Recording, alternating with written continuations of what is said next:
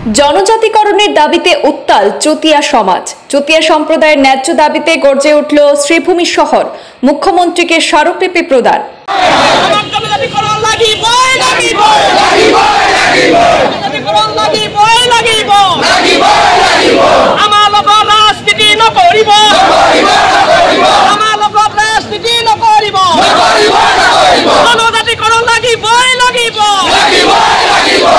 শনিবার 13 দফা দাবিকে সামনে রেখে শ্রীভূমি শহরের চুতিয়া সম্প্রদায়ের বিশাল গণসমাবেশ অনুষ্ঠিত হয়।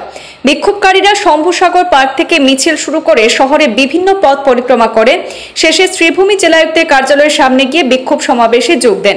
চুতিয়া সম্প্রদায়ের অন্যতম প্রধান দাবি ছিল উপজাতিকরণের স্বীকৃতি প্রদান। তাদের অভিযোগ, বহুদিন ধরে দাবি জানানো হলেও সরকার সেই বিষয়ে কোনো কার্যকর পদক্ষেপ নিচ্ছে না। অবশেষে তারা তাদের 13 দফা দাবি সম্বলিত একটি স্মারকলিপি শ্রীভূমি জেলায়ুক্ত প্রদীপ কুমার দ্বিবেদীর মাধ্যমে রাজ্যের মুখ্যমন্ত্রী ডক্টর হিমন্ত বিশ্ব শর্মার নিকট প্রেরণ করেছেন। পরে সাংবাদিকদের মুখোমুখি হয়ে চুতিয়া সমাজের প্রতিনিধিরা তাদের প্রতিক্রিয়াও জানিয়েছেন।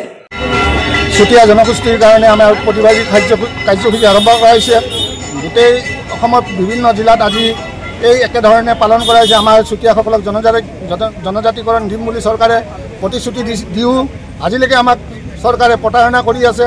বিগত কংগ্ৰেছে 15 বছৰ নেতৃত্ব চৰকাৰ চলাই যোৱাৰ পিছতো বৰ্তমান বিজেপি চৰকাৰ ক্ষমতালৈ অহাৰ আগতে 6 মাহৰ ভিতৰতে আমাৰ জনজাতিকৰণ দিম বুলি কৈছিলে, তথাপি আজিলৈকে জনজাতিকৰণ নিদিলে, দিয়া নাই। এতিয়ালৈকে আমি দাবী জনাইছোঁ আজি এই আৰু 3-4 মাহ আছে, 3-4 মাহৰ ভিতৰত যদি আমাৰ জনজাতিকৰণ নিদিয়ে তেতিয়াহ'লে আমি বৃহত্তৰ আন্দোলন কাৰ্যসূচী হাতত লৈছোঁ। এতিয়া আমাৰ বিভিন্ন চুতীয়া জাতি সন্মিলন তথা জিলা সন্মিলন, যুৱক ছাত্ৰ সকলোৱে আমি একত্ৰিত হৈ মহিলা সন্মিলন একত্ৰিত হৈ আমি আজি এই কাৰ্যসূচী পালন কৰিবলৈ আহিছোঁ।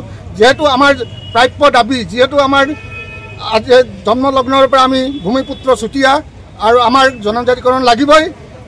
যিকোনো প্ৰকাৰে আমি চৰকাৰক বাধ্য কৰাব লাগিব যেন আমাক জনজাতিকৰণ দিবলৈ বুলি। অহা ইলেকশ্যনত যিহেতু 2026 বিধানসভা ইলেকশ্যন হ'ব, তেতিয়াহ'লে আমাৰ সদৌ চুতীয়া জাতি সন্মিলন বা সদৌ চুতীয়া যি আমাৰ জনসংখ্যা আছে বিভিন্ন জিলাত, সকলোৱে আমি চৰকাৰ বিৰুদ্ধে যাবলৈ বাধ্য হ'ম। বিশাল গণসমাৱেশ আমাৰ বিভিন্ন জিলাত হৈছে। আমি কৰিমগঞ্জ জিলা, শ্ৰীভূমি জিলাতো আজিতো আমি বৰাক উপত্যকা চুতীয়া জাতি সন্মিলনৰ উদ্যোগত আমি পালন কৰিবলৈ আহিছোঁ। এখন স্মাৰক পত্ৰ আমি DC মহোদয়লৈ পঠাম, লৈ যাম। আমি ইয়াৰ পৰা ৰোড শ্ব' কৰি